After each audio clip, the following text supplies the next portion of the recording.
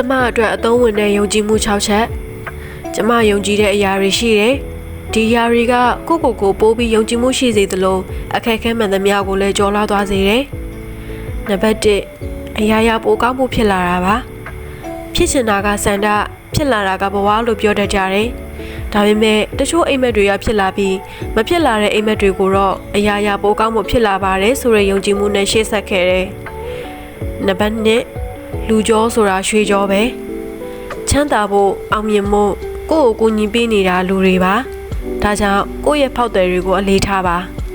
နံပါတ်3ဘာပဲဖြစ်ဖြစ်တာဝန်ယူပါအပြစ်ပုံချရတာလွယ်တယ်တာဝန်ယူရဖို့ကခက်တယ်